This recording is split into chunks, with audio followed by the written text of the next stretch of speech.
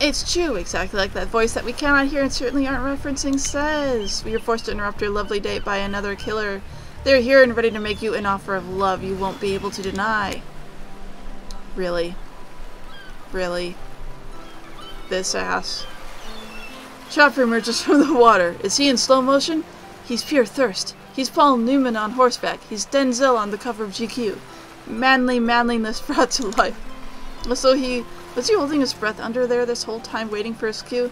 That's commitment to a bit if I've ever seen it. Ready to spend all the day in a quaint cottage. That's cute. How about a quaint mansion? Or better yet, how about one on each continent? Yeah, I'm including Antarctica. I'm really, really rich.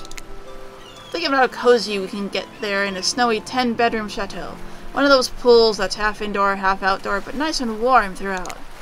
That way you can kill a mama polar bear from outside while watching her cubs cry over her body from the inside.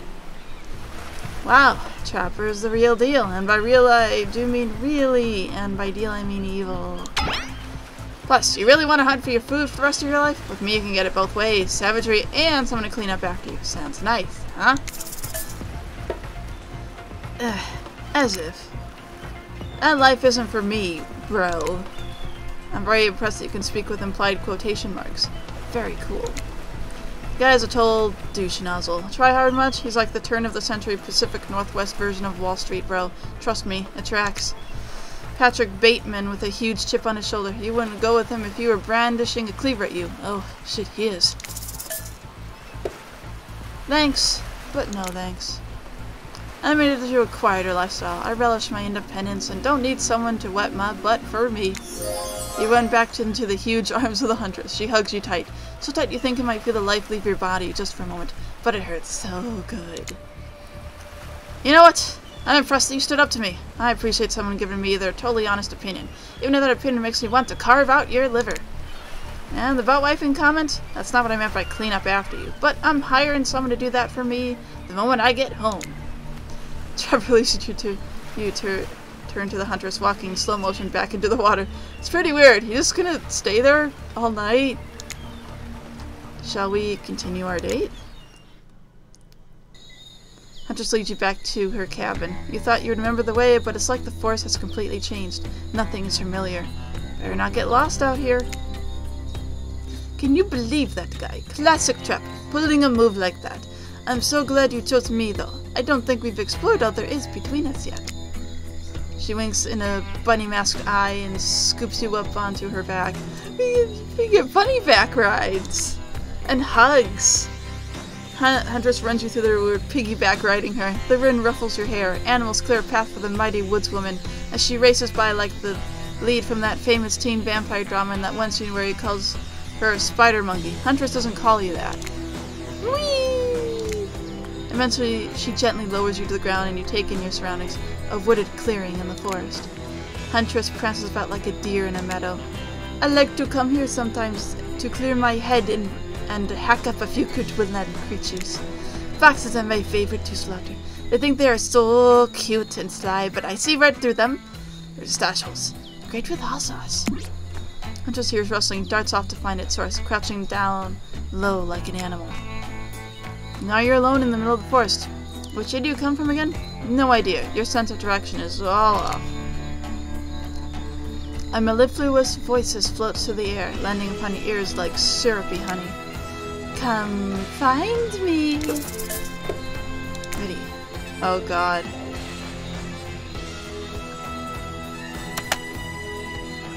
Not bad. Not bad. Oh god.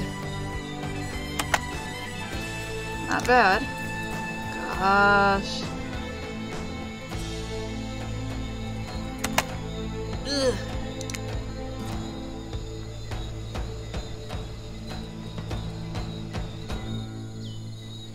This is so hard. No, I didn't get it all. Tag! You bop Huntress on the shoulder when you find her. She high-fives you. You're trying to date this young lady or just bro down all day? You're so good at hiding. I'm having a real blast. Thanks. They say it takes 10,000 hours of practice to get good at something. Hey, they do say that. That was fun, huh? I keep trying to just relax and have a good time, but that's really hard for me. Anytime I let my guard down, something terrible happens. Like what? Sometimes I find young girls in the woods. Little perfect angels that need my protection. But if I turn my back for a moment, they wind up dying. That got dark, but you feel like Huntress wouldn't admit this to just anyone. Well look, Claudette and Dwight are back. Okay, we swear we're here for a good reason this time. Yeah, no one's manipulating us this time. Just time for dinner. Come get some grub. Again? What a fun day you've been having. I can see it written all over your face. You're shining. And that's not just remaining anxious sweat from spending an afternoon courting a psycho killer. No, you're really feeling this whole romantic experience. Don't worry, I'll keep your dirty little secret. Enough ribbing. Time to get back to business. Appetizing singles have arrived for dinner, including Trickster. Wraith is here too.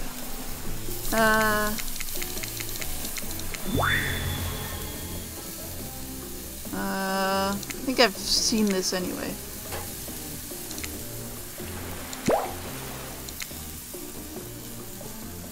Oh, Wraith chose food? Okay. Dinner will be served shortly, but certain power brokers would like to know about your day. Would you like to share your day with the rest of the group? You had an interesting day, that's for sure, but how will you describe to the others? Say too much or too little and it could affect your standing with the group. Okay, but if someone doesn't sit there and say nothing, nothing is not an option. Fresh with death? Yeah. Today was nuts. We went to Huntress's secret cabin and killer crabs attacked us. It's true. I fell asleep tonight to the delicious sound of crunching crustaceans. That would never happen on my yacht. I grind them up. Much more satisfying way to kill crabs. At least those kinds of crabs. I have a little kiln for the other kind. I don't want to know about that. Dwight and Claudette bring out dinner. Everyone eats in silence. No one trusts anyone now. And they're all very tired. Oh wait, no, sorry. That's a dreary supernatural horror thriller set in Antarctica. Not charming parody dating sim set in undisclosed tropical paradise. Oh, supernatural horror thriller set in Antarctica. Oh, you mean The Thing? Bony appetite. I mean bone? Nah, everything we serve here has lots of bones in it. Even the veggies. Impossible to avoid on this island. Oh, we are eating?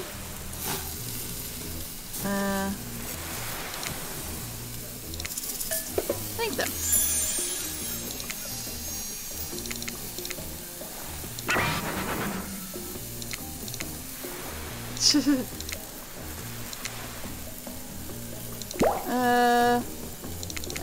This is all familiar. I'm just gonna skip through that.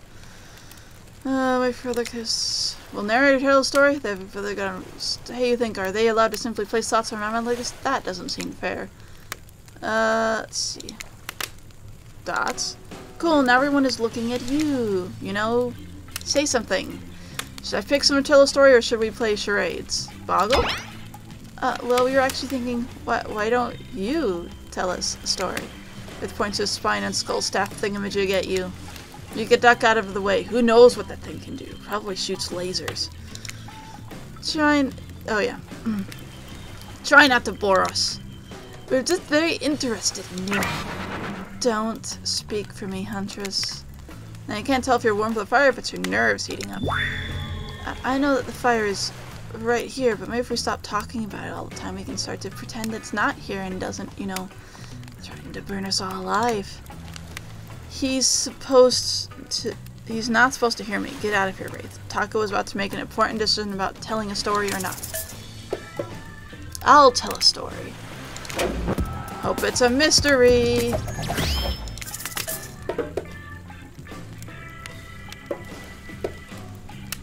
Action.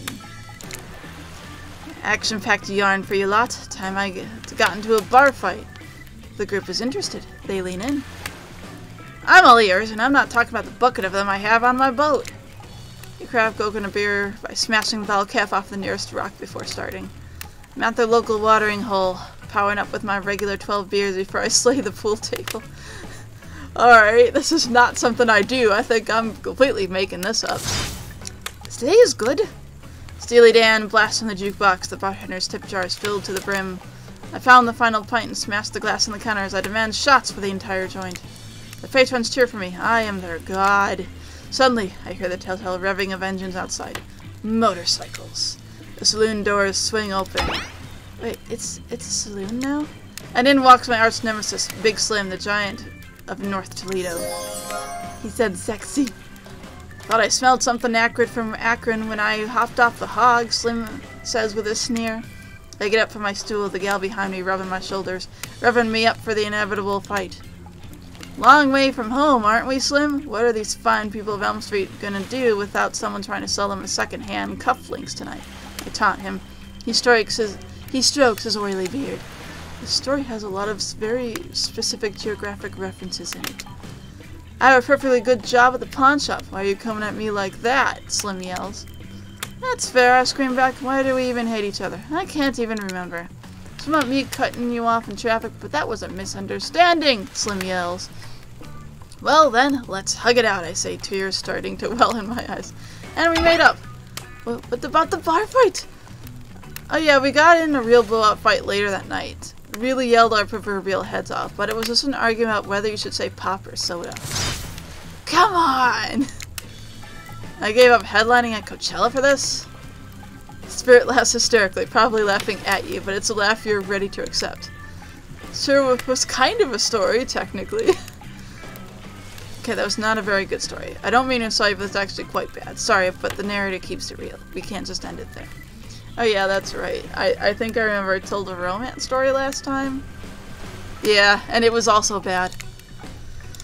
Right, so we're gonna listen to Huntress because we're on Huntress mode. Huntress, you seem to raring to go. Let's hear from you. Sure thing. My neck of the woods isn't wanting for horrifying mythology. Mother once told me a story of a young man who was traveling back home after the war. Which war? Doesn't matter. I just want some backstory details to paint a picture. I'll paint you a picture if you want.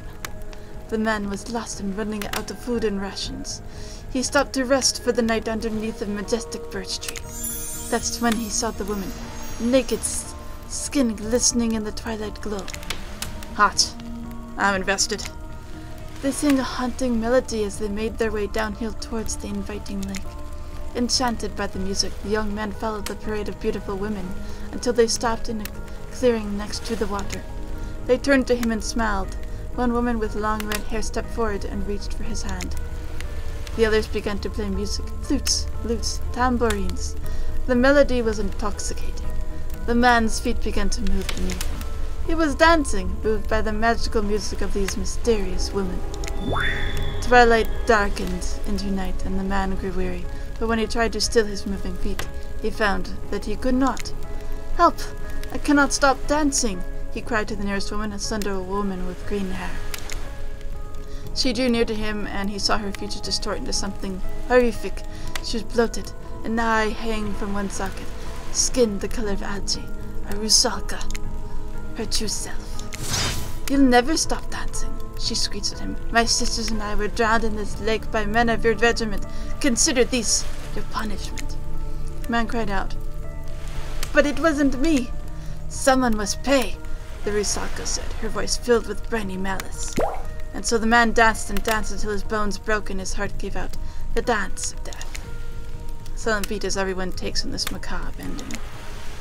But it's not all bad. Rusalkas are also fertility goddesses. If a lady had stumbled across them, she would have been blessed with a fruitful womb, and probably some candy for the road. Damn, does she really think that's a happy ending? I wonder what the Huntress is having.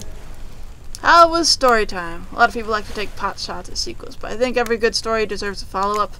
When you think it's the end, the sequel is almost never as rewarding as the original. That's why I'm not much more fan of the episodic style of storytelling.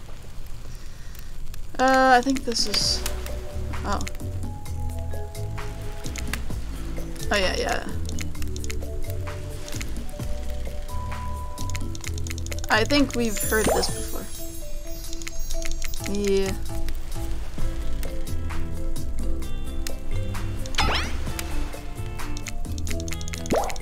Yep, this is all going back to what was I? Oh, what was I picking? I forgot what I was picking. Can I look?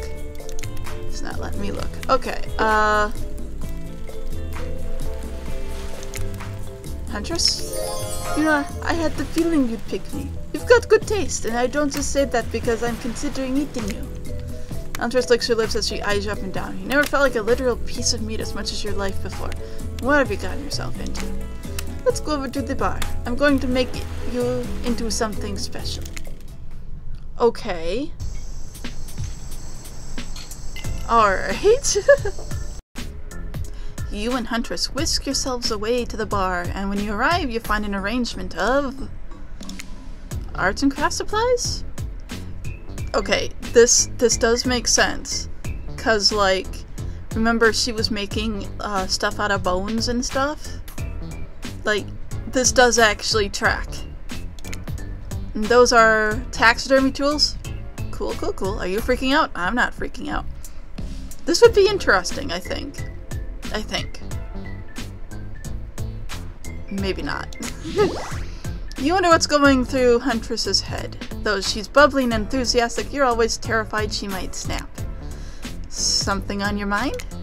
She smiles. Drink this.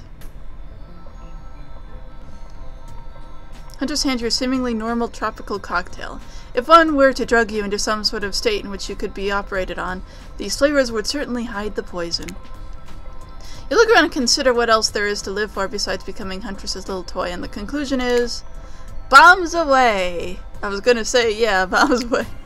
You pound the drink. It's quite nice. I've been thinking about making you a present. A mask! Would you be into that? Yes, of course. I've always admired yours. What would you like?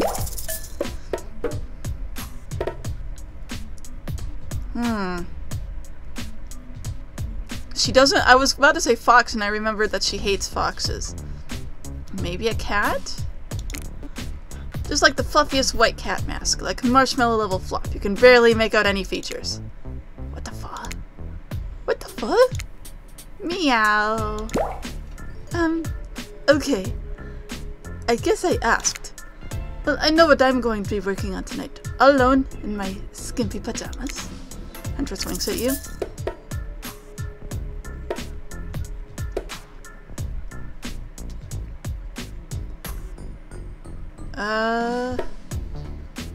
Should we just, like, get out? I'm gonna save. Oh no, I'm not allowed to. Okay. These drinks are making me pretty sleepy. Should we just, like, get out of here? Maybe go get directly into your bed? No, that's not how tonight goes! I mean, it's not how it's supposed to go. Yet at least. Haha, you cookie kids. Soon. Huntress, you've got a lot of hobbies. Why don't you share something with us that you're passionate about? Something less deadly than throwing axes or chasing survivors? Maybe? You know, just a thought. Making more masks? Wait, making matching gloves? No, you little joker. I'm thinking of a different type of making. Making our victims die fast, medium, or slow deaths, depending on the mood we're in.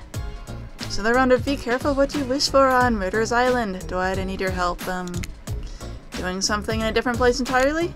You read my mind, meet you there. I'm talking about mycology. You know mushrooms? I've picked a lot of them, and I'm very familiar with which ones make great soup base and which ones make you super dead. Okay. I'll show you 2 mushrooms. You point out the one that's safe to eat. Okay? Sounds easy enough. So, generally, in nature, if something is bright, that usually means danger. Except for flowers. Flowers are different, but like, there's a famous mushroom that I cannot recall the name of it, but like, it's red with like white dots on the top. Like, you basically know what that is. That is a very deadly mushroom. I think it's a hallucinogenic one, actually. This one kind of looks like the button mushrooms. This one looks like it's...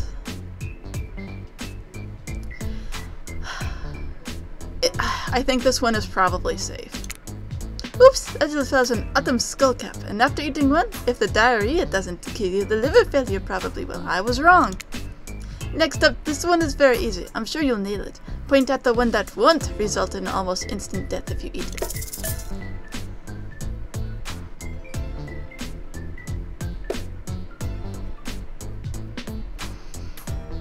Again, this looks similar to a button mushroom, which is like the most common mushroom that people eat. And this one is like, I'm so bright, stay away. I'm gonna try this. Ruh-oh, you would have just eaten a deadly dapperling, which has a name that is both adorable and, well, deadly. Adorable and deadly. You know anyone like that? Hee hee. Okay, so whatever I pick is just gonna be wrong. Final question. Which one will make you jump for joy and which one will make you vomit until you die?